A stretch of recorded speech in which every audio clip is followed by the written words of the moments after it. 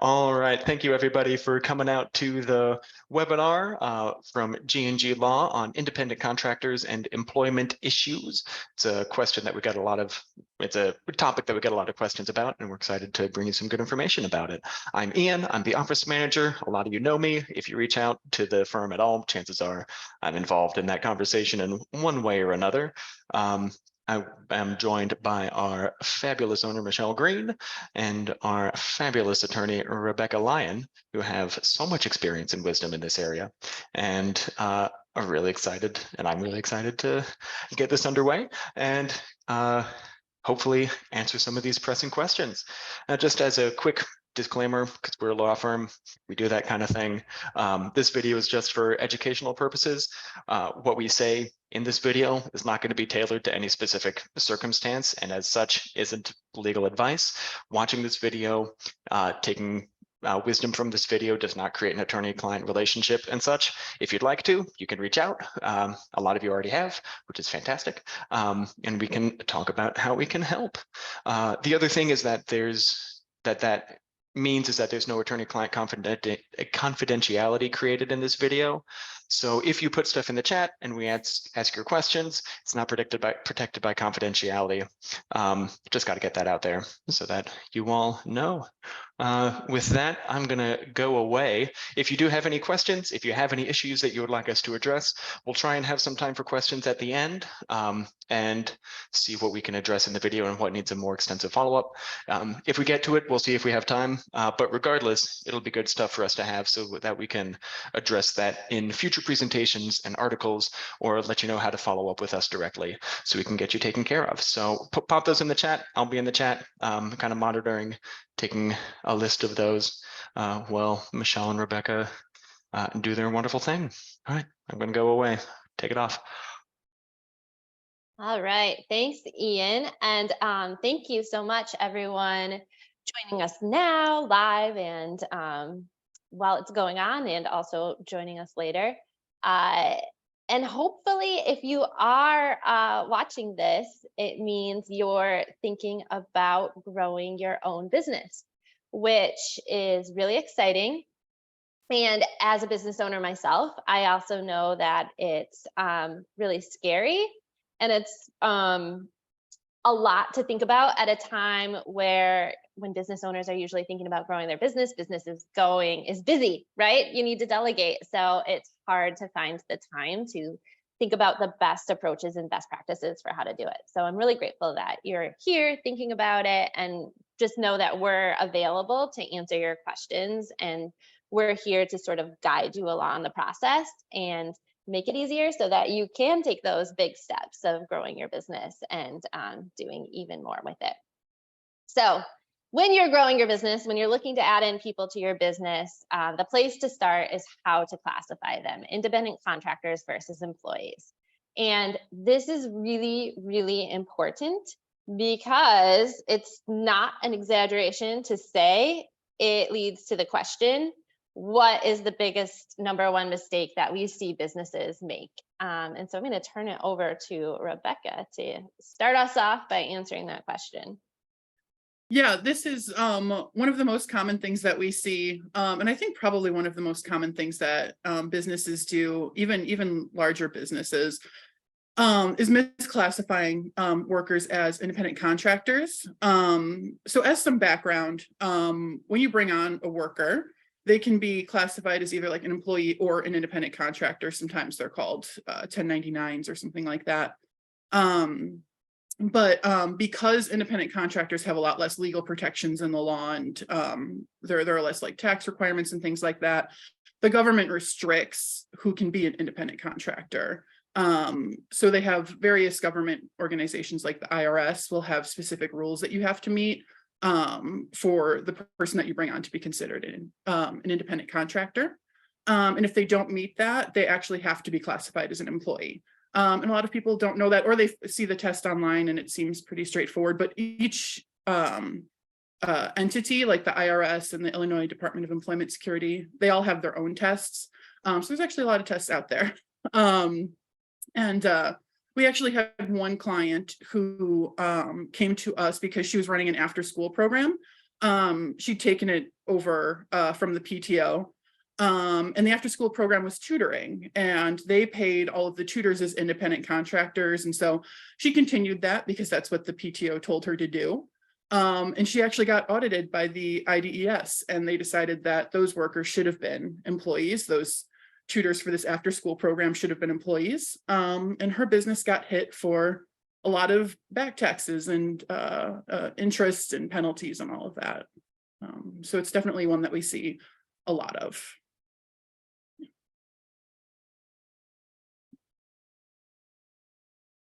Oh, you're muted, Michelle. Oh.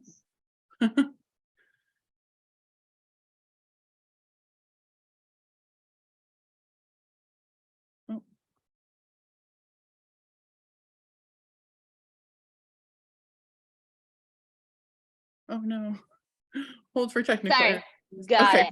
it. Sorry about that.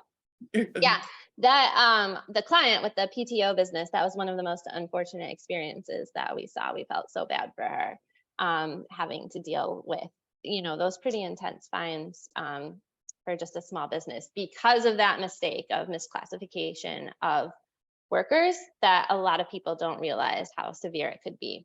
On the other hand, you know, a lot of businesses do it, you know, classify workers or bring workers on as independent contractors. These tests are a gray area. So there's no real clear, yes, that's 100% supposed to be an employee, or no, they're not allowed to be an independent contractor. So businesses do it, and then sometimes you have to convert over. We had one question before this presentation about changing if a business is already brought on workers as independent contractors, and now they're worried about it, and now they want to change over. Can you do that? Yes, you can transition over. My husband and I actually started another business, a tutoring business, where we had independent contractors as our tutors, and we had to go through a conversion process. And it was doable. We did have to settle with a number of government organizations and pay some back fees during that process, but it was at a point in the business where our business could sort of withstand that. So good to think about, better safe than sorry, what to do, but do know that, you know, business choices have to be made in a broader context, and we're available to help you deal with those. So, but we do want everybody to know about, you know, what the requirements are so that you can avoid those fees and problems and issues in the future. So next section, independent contractor or employee. Turning it over to Rebecca to how do you tell? What are the government organization tests, and how do you know if your worker is independent contractor or employee? Yeah, absolutely. So like I'd mentioned, and like we have on here, there are a lot of different agencies that have different tests. So the most common federal test, so this one's going to apply whatever state you're in, is the IRS test. And what the IRS is going to look at is pretty much control, like whether the business is controlling the worker or whether the worker has control over what they're doing. So if you're giving the worker training or handbooks or things like that, that's going to skew more towards employee. If you're their only client, if you're the only one that they're working for, that's going to skew towards employee. Versus if they're like setting their own hours, if they're responsible for how they're getting stuff done, and just like you just get the end product, that leans more towards independent contractor. So they kind of broke down the full test that the IRS uses on here, or rather how they break it out. But at the end of the day, it's pretty much about control and who has the control over the work. You ready for the IDES test, Rebecca? Yes. So stricter test. Yes. So a lot of states have much stricter tests than the IRS, unfortunately. And Illinois is one of them. Illinois has 3 prongs that you have to meet, and you have to meet all of them to be able to call a worker an independent contractor. So it has that control test. That first prong that we have labeled out here is control.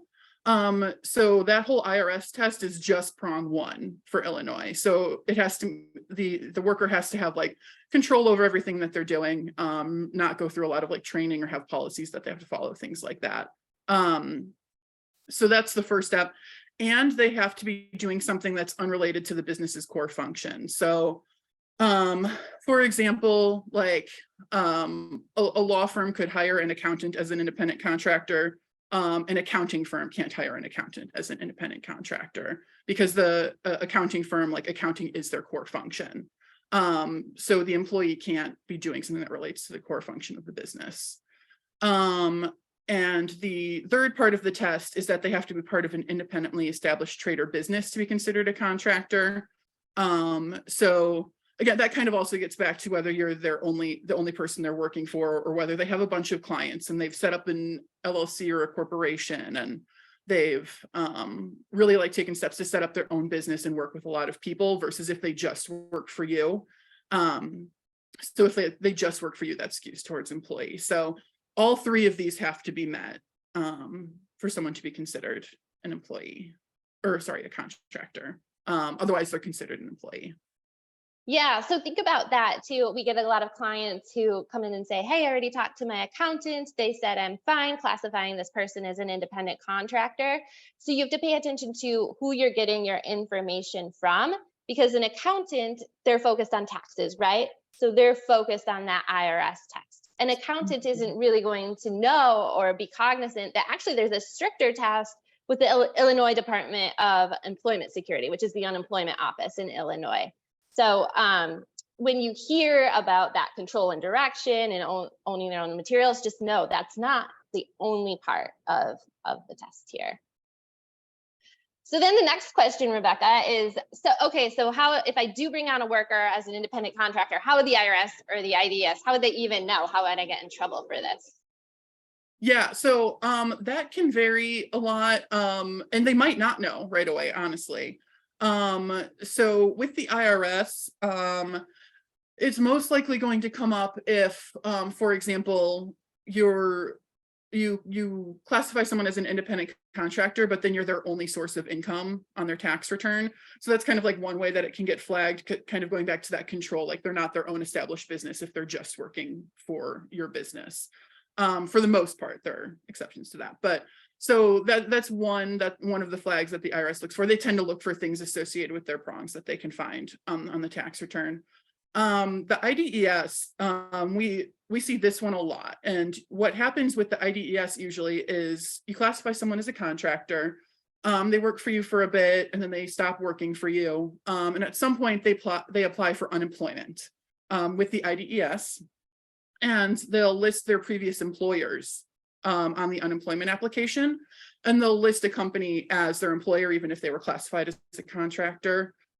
So then the IDES will look at it and say, well, you listed this company as your employer, but we don't have any employment taxes from them. They haven't been paying into unemployment. So then they're going to go check out the company and see if they should have been, and they're going to do an audit, and they're going to decide, most of the time they will decide that the worker was supposed to be an employee, and that the company owes those back taxes and unemployment and all of that. So that's one that we see come up probably the most often. I think that's how we usually see people get flagged for misclassifications through the IDES.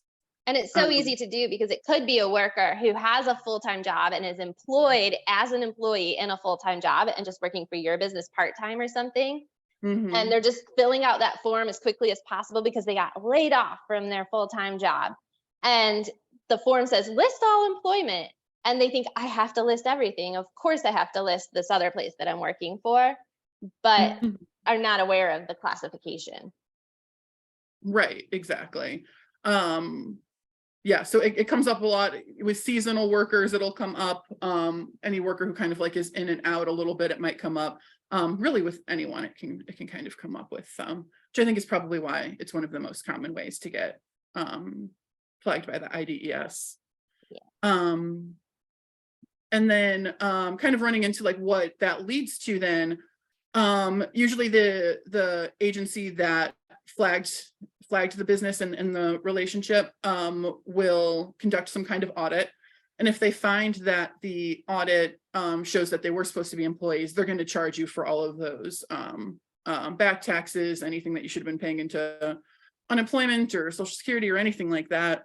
late fees, penalties. The IDES even has a rule that anyone who knowingly and willingly does this can be hit with personal liability for it. Which kind of brings us back to like that after school program that we were talking about a little bit earlier. So the IDES did their audit. They hit her with all of those like fines and penalties and everything. And she brought us on, and we actually did manage to get most of that waived for various reasons. But it took a lot of billable hours. And it took her down from, this is like a small after school program, and her original bill was tens of thousands of dollars. And we got her down to about 7,000, but again, after a lot of time and appeals and things like that. And at one point they did even like try to threaten her with personal liability, but we shut that down pretty quick. But they do get rough at the IDES, sure. Mm-hmm. All right, so knowing this and what the consequences are and the strict tests, what should business owners do when they're looking to bring somebody on and grow their business? Yeah, I mean, for the most part, in general, we have like that sort of better safe than sorry approach that you had kind of mentioned. In general, you never get in trouble for classifying as an employee. No one's ever going to come in and say they should have been a contractor. No agency is going to care if you misclassify that direction. So we almost always will say, like, if you aren't sure, if you're in a gray area, classifying as an employee is a way to make sure that you're not going to get hit with any classification issues. That being said, if you do end up deciding to classify a worker as an independent contractor, there are a few things that you'll want to make sure you're doing. You're going to want to make sure that the actual relationship does kind of have that control with the contractor and everything. You're going to want to have a very important contract in place as well that kind of lays all this out. And the contract is going to lay out a lot of important terms of the relationship. So how will the work be assigned? Like, is it some kind of statement of work, scope of work thing, or is it just you assign a project? What if a client requests a change? How to make it clear that the contractor can't just go off and do a bunch of work and then has to get paid for it. Like it'll lay out kind of how the work is assigned, how the contractor will get paid, setting rates, payment timelines, things like that. It will talk about intellectual property. So if the contractor is developing stuff for you, whether that's like marketing materials, code, I mean, and really anything, the contract will lay out who owns that and who has the right to use that at the end of the day. So that's very important. It'll also lay out confidentiality. There's no, outside of like certain professional relationships, there's no like legal requirement to keep anything confidential. So strongly recommends a contract to cover things like confidentiality and intellectual property and that relationship. Mm-hmm. Yeah, and like Rebecca said too, you can use this contract to kind of show those different tests. You don't want to say, you know, explicitly the independent contractor has complete control and direction over their work, because that's too showy of showing the tests, and those departments will kind of see right through that. But it's an opportunity to lay out how they have the control and direction, and lay out how what they do is unrelated to the core of your business. And then just to touch a little bit on your question, Tori, whether they need to be classified legally as their own trade. You could use this independent contractor agreement to sort of say in the contract, you know, sort of find ways to emphasize that it's a separate trade. And you could even require your independent contractors to set up their own business entity type to get more to that component of it. And there's other little steps you can take to go into that factoring test, because these are all sort of factorings, and there's not sort of one definite thing that you do to say, if you do this, they're their own established trade. It's a factor. And so if you get more of those different factors of things, you can more easily show that you meet the requirements of that test.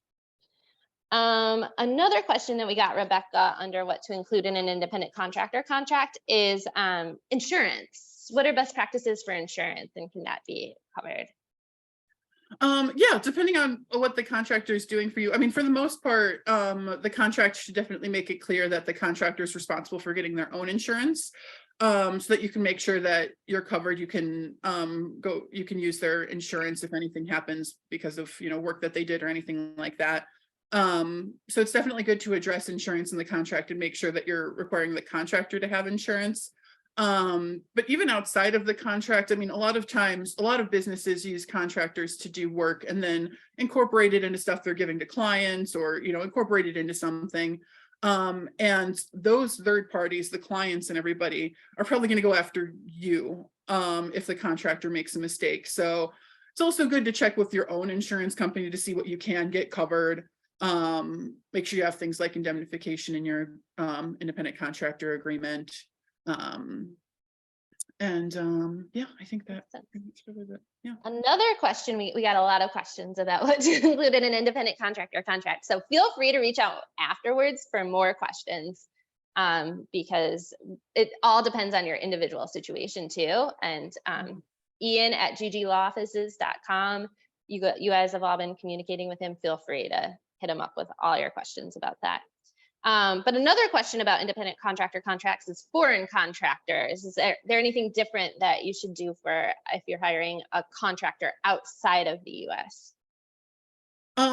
Yes, definitely. I mean, so what we have done contracts for contractors outside of the US. Unfortunately, I don't have a ton of detail I can give here. It's going to depend on where they are.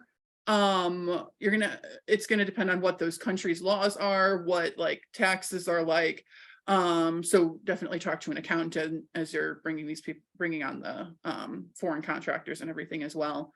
But yeah, it's going to depend a lot on where they are. But there are usually special considerations for contractors outside of the US. Yeah. And then another question from the chat that I can answer real quick is does anybody ever hire people as W-2 employees for something that's intense, like a film project? And it's one of those industries where it's very common to hire workers as independent contractors, but we have a ton of production clients. And actually we have production industry clients who know that that's common, know that it's legally not the best to hire them as independent contractors, despite how common it is, but then decided to err on the side of W-2 employees, both because it was legally recommended to them and because, you know, they want to change the film industry. It's better for workers to have the protections of employees.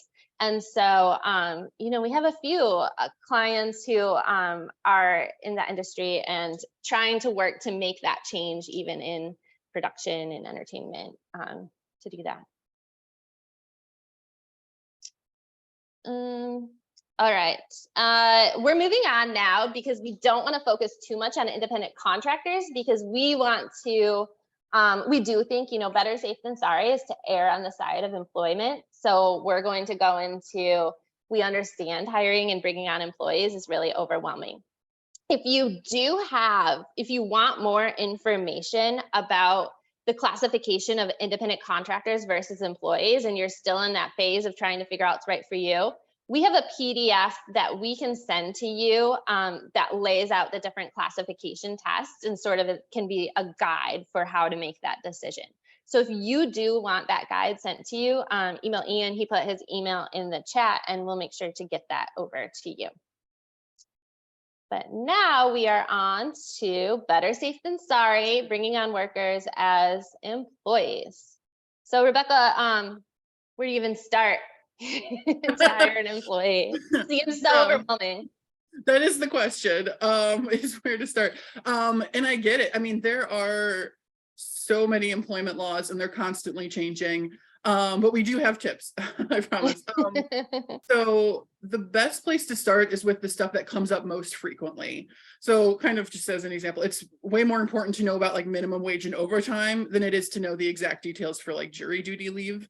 So I think we've kind of put together a list of like the most common employment issues that we see, which I know is kind of a lot, but like I said, we'll narrow it down for you. Here's what to really worry about. But really, I know there's a lot. Yeah, for sure. Yeah. So this is like sort of our like big list or like shortened list of like big issues. But so we'll just kind of like run through these so that you can, some of the things that are issues, some of the things that might come up, and then we'll run through ways that you can help address them. And some of them are just about knowing that they exist. So there's a relatively new law in Illinois that says you can't ask a worker about their previous salary, aiming to get at a lot of like those sort of like disparities in pay, those historical disparities and everything, and current disparities, and trying to level that out. So you can't ask a worker about their previous pay. You can ask like what kind of pay they're expecting to get in the position. Like you can ask like what they're looking for, but not about what kind of salary they've made previously. It's definitely important to focus on diversity, equity, and inclusion. Make sure that you're encouraging it, have policies in place for reporting any discrimination or harassment. And that's kind of like from hiring through like management and everything. It's just at every step, make sure that you're kind of focusing on that and being mindful of that. There's sexual harassment training, another fairly recent law in Illinois. Sexual harassment training is now required, and it has to meet certain requirements. I believe the government has a sample harassment policy that you can like give to employees and run through for training. A lot of agencies do it as well. That's something we've put together for clients as well. So but it's required, and it's required to be done yearly for most industries. Paying overtime. Another one of those erring on the side of caution is we tend to recommend erring on the side of assuming people aren't exempt from overtime, and make sure that you're paying out overtime unless you feel really confident that they are exempt under one of like the exemptions from overtime in the Fair Labor Standards Act. A lot of people sometimes might think like salaried is enough to make someone exempt, but really there's like multiple factors to each test for the most part. And it also can be important to like track hours to make sure that if someone's owed overtime, and things like that. Another one that we see a lot is paying minimum wage, and paying attention to increases in minimum wage, especially in Chicago. Those are going up pretty regularly. There's ensuring that employment is at will, because Illinois is actually an at will state. So by default, anyone that you bring on is going to be at will. So that means that when you bring on an employee, you or the employee can terminate the relationship at any time. It can be really important to have that if things aren't working out. If there's any sort of big issues with the worker that you brought on, anything like that. It can be very important to make sure that you can terminate an employee that isn't working out with the company. So we recommend making sure that you're not doing anything that could sort of accidentally change the relationship from at will, because a lot of promises can do that. So I mean, if you're guaranteeing that the employee is going to work with you through the winter for like a seasonal employee, that can alter at will. They can say that they were guaranteed employment through the winter. Or if you give them a probationary period and you say, we won't do anything until at the end of your probationary period, that can give them the guaranteed employment for the probationary period. Or if you give a specific termination procedure and you guarantee that you'll follow those steps, but then someone does something and you really need to get them out of the business for certain reasons, you don't want to be locked into a specific procedure. So just anytime that you're kind of talking about employment policies or expectations or anything like that, make sure that you're not giving guarantees, and keeping in mind that like the employment is at will, and making sure the employee understands that. So that's a big one. Vacation time needs to be paid out at the end of employment in Illinois. So if you offer vacation time to an employee at the end of their employment, if they have any that they've accrued but haven't used yet, they need to be paid out vacation time. So some of the things that we recommend to help make that burden a little less, I mean, what a lot of companies will do is they'll bring on an employee and they'll say, okay, great, you start with 2, 3, 4 weeks of vacation time, and the employee doesn't work out, and they're terminated a month later, but they have to be paid out a month's worth of vacation time too. So we recommend accruing vacation time, keeping vacation time separate from sick leave, because sick leave doesn't have to be paid out. So really just making sure that you're carefully considering vacation time and not giving too much upfront, so that that doesn't have to be paid out if it ends up not working out. If you're in Chicago, you are required to give sick leave to the employees. Even part-time employees, it's sort of 1 hour for every 40 hours worked or something like that. So that accrues as well, as a minimum. So if you have any workers in Chicago, you're required to offer that sick leave. And then reading and responding to mail regarding employment stuff immediately, going back to that IDES situation.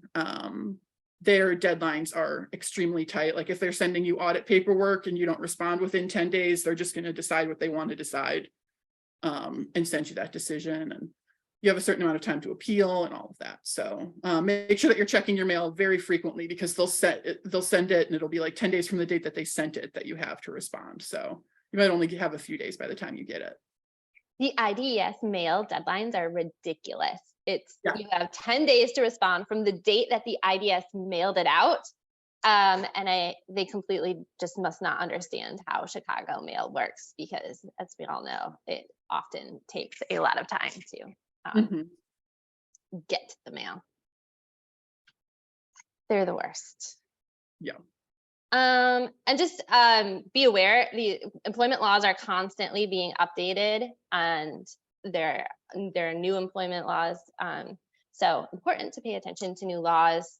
Hopefully you're all signed up for our newsletter, because we try to send a roundup of the new employment laws at the beginning of every year to keep our newsletter recipients aware of that. Great. Okay, so that's a lot of issues. So to help, what can business owners do to address sort of all of those issues and prioritizing the most important ones? Yeah, so that is a lot of issues. Thanks for bearing with me on those. So some things that business owners can do to address a lot of those without too much of a burden could be setting up a payroll system, because a lot of payroll systems will do a lot of stuff for you. They'll cover the tax and all of the federal hiring and payment laws, like making sure you get W-4s out, getting I-9s out and like getting those back, and making sure that you have workers' comp insurance, which is required. And they'll make sure that you're automatically like filed with the IDES as an employer for this employee. So basically they cover a lot of those like little things that you need to do when you're bringing on an employee and when you're paying an employee. So payroll system. Another one that we recommend are employment posters. I believe we're working on getting an article up with a list of employment posters. And that, but basically what the employment posters are, a lot of laws require employers to post certain employee rights throughout the office, or like in a break room or something like that. For virtual, we usually recommend like emailing them out to the employee.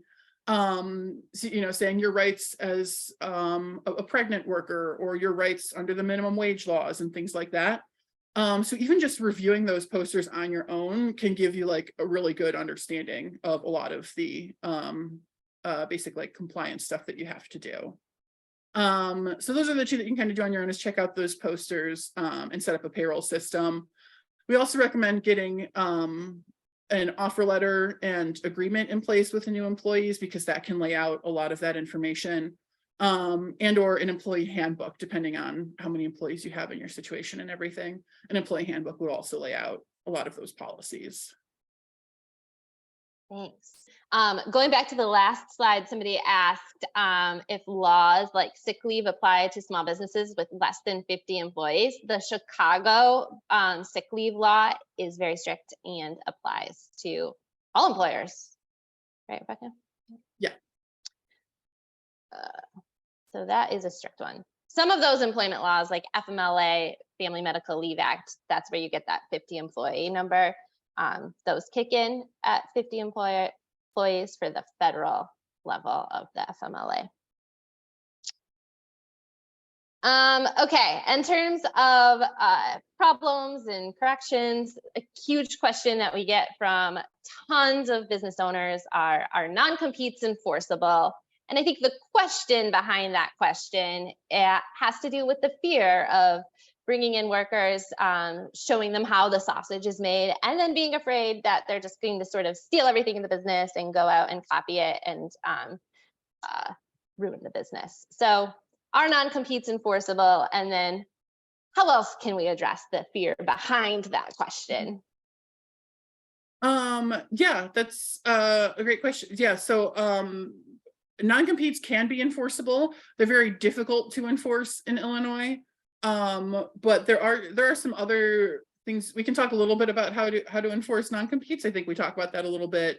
I can talk when we talk about the agreement that we'd mentioned previously. And there are some, not alternatives, but I guess other things that you can do to protect your business, sort of like Michelle said, if you're sharing all this confidential information and your processes and everything with an employee, we understand that you want to keep that safe and you don't want them to just take it and go off and use it elsewhere. So things like confidentiality, we can run through that when we talk about the agreement.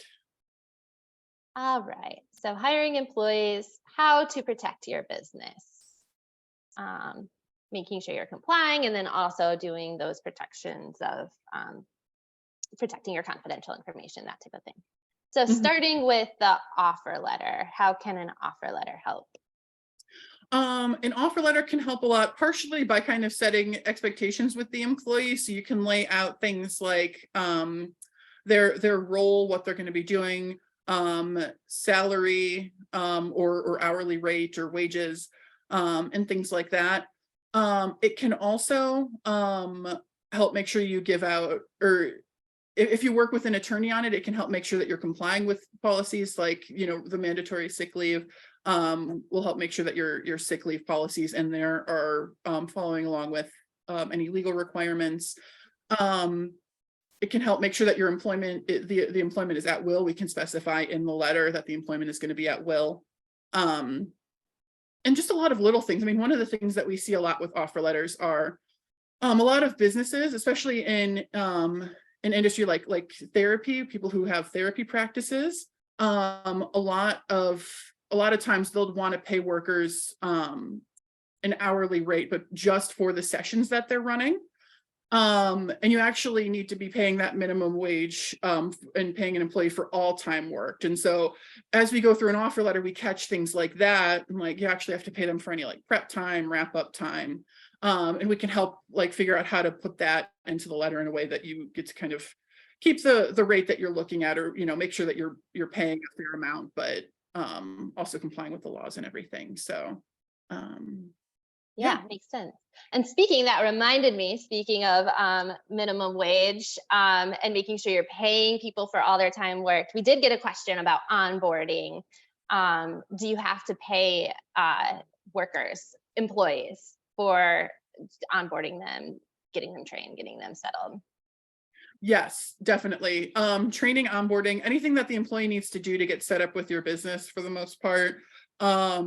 Also, for another one that we do see a lot is driving to and from client businesses or client homes if they're working with the client in their home, like therapy or something like that. Or driving to and from locations needs to be paid. Some exceptions like first and last drive if it's not too burdensome. But yeah, anytime that an employee is really doing anything for the business needs to be paid. And do they have to be paid at their full hourly rate? You can have different rates. So as long as each rate is at or above minimum wage, you can have a different rate for like drive time versus providing the actual work at the location. Okay. So in a therapy office, I think you mentioned this, you can pay the therapist more for their time with the patient or in a session. And then for their prep time or their notes time, pay them at least minimum wage. Yeah, as long as that's all clearly outlined in the letter, you can do that. Yep. Yeah, so that's where an offer letter comes in and makes it really, really clear if there are different rates, what are they, and making sure.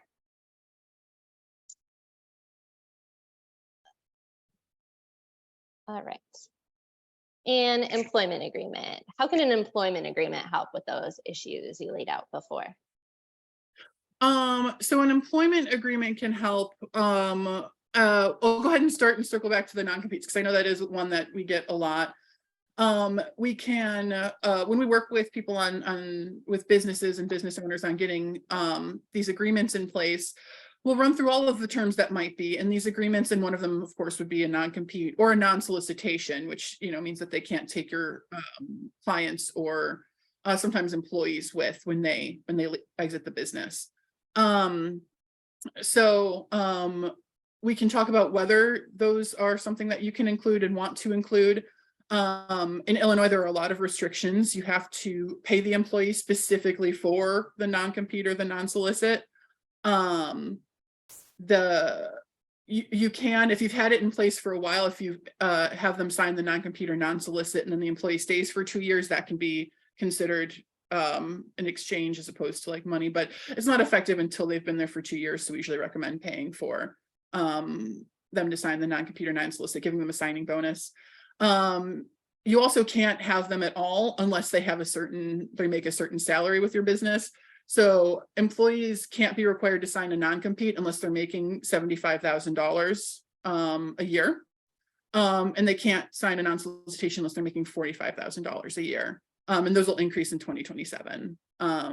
So very strict rules on that. And then when you do ask an employee to sign one of those, you need to advise them in writing to consult with an attorney, give them 14 days to do so, and all of that. So there's a lot of steps you have to take to get to where you could even offer a non-compete or non-solicit or even talk about it. And even with that, they're very difficult to enforce because courts don't like to stop people from working. One of the things we can do is they're more likely to be enforceable if they meet all of those requirements we talked about, and they're also narrower. So they're limited to like a mile or two within your business, or they're limited to clients that they specifically worked with. They can't take those or things like that. Ways that you can limit it in time and in location are more likely to make non-competes enforceable. So non-competes in the agreement are a big one, and non-solicitations, which are actually usually more enforceable. Confidentiality, like we talked about, protecting all of that information that you're giving to an employee. If you're working with them to develop products, services, if you're sharing client lists or business financial information, pricing information, all of that stuff you can require to be confidential so that the employee can't share it or use it when they leave. We can cover that intellectual property that the employee is developing for you, making sure you're getting ownership of that.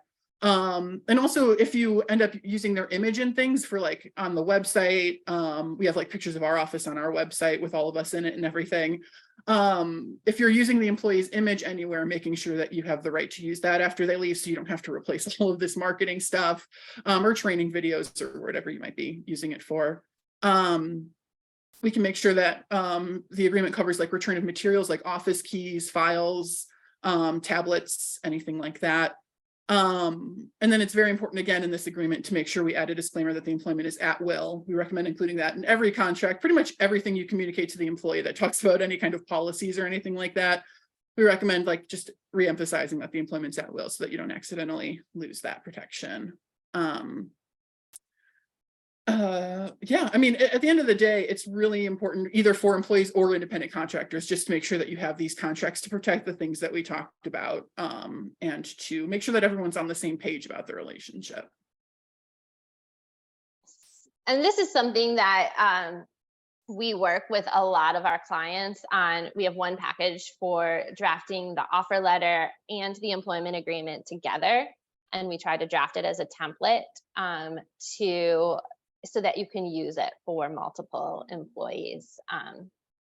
So you don't have to pay to draft a new agreement every single time.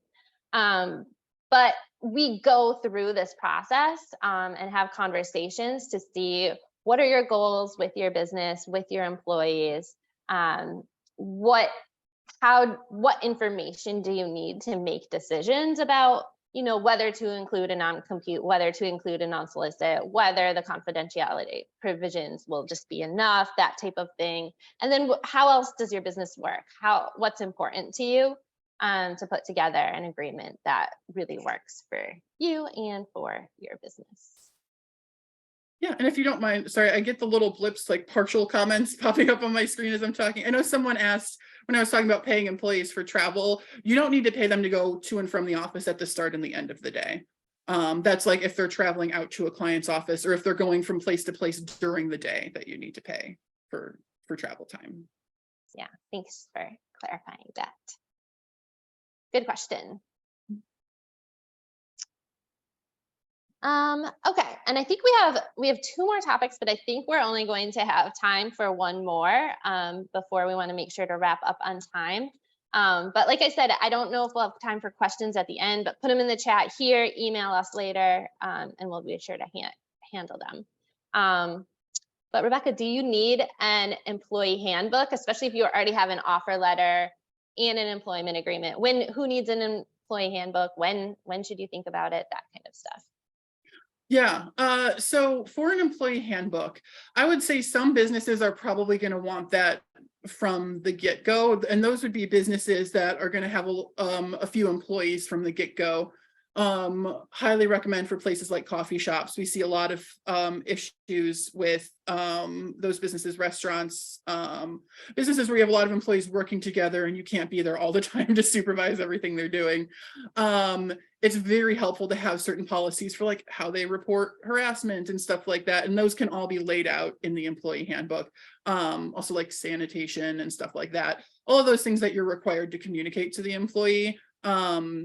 If you are in one of those businesses where you're going to have some employees, especially working closely together, like those that I described, stores, things like that. It can be really important to have a handbook to make sure you've got those policies and that everyone's aware of them and how to, if they have any issues, how to address them. For other businesses, I would say probably once you start getting more employees in, it can vary a lot. I mean, if everyone's kind of separate and you're in an industry and you have that offer letter and employment agreement to kind of already govern a little bit of it, maybe once you get like 10 plus employees, it might be more important, maybe 5 plus. It kind of depends a little bit on the business and how much you feel like you need to be communicating to employees. I mean, at any stage, it can be helpful, even if you do have the offer letter and the employment agreement. Because like I mentioned, it can help you communicate information that you're legally required to communicate, or things that you really want to make sure that the employee is following. Like if you're in an industry that has like certain sanitation requirements or confidentiality requirements, some of those can be in the agreement, but some of those might need to be like updated periodically as like the law updates or as your policies update. So the handbook is a good place to communicate that. And it can also be good for making sure that you avoid losing the at-will employment. Like you can reiterate in the handbook that employment is at will, and that the handbook's just kind of like a compilation of policies and all that. Yeah, I think that pretty much covers it. Yeah, I think it covers it. One thing I would recommend, we definitely don't want to communicate ever that an employee handbook is so important that as soon as you hire an employee, you have to check that off the list no matter what. Because what that leads to is business owners saying, I have to have an employee handbook. I have employees now. So you go online, you find an employee handbook, or you get one from your past job. You're like, this employee, here's a handbook. That's all I need. And so we've had business owners come to us and they have not read their employee handbook. They're not following the procedures in the employee handbook. Some employee handbooks do terrible things like require employees to sign that they understand everything in the contract or in the handbook, and you do not want to make it into a contracted employment because that ruins your at-will relationship. So it's kind of a danger zone. So don't think that an employee handbook is so important that you need to go and grab one off of the internet or from somebody. And just never read it, but still hand it to your employees. That is much, much worse than having no handbook at all. Yeah, I was just going to chime in with that. Yeah, having a handbook that you don't know or that you grab from online is could be much worse than not having one, for sure. Yeah.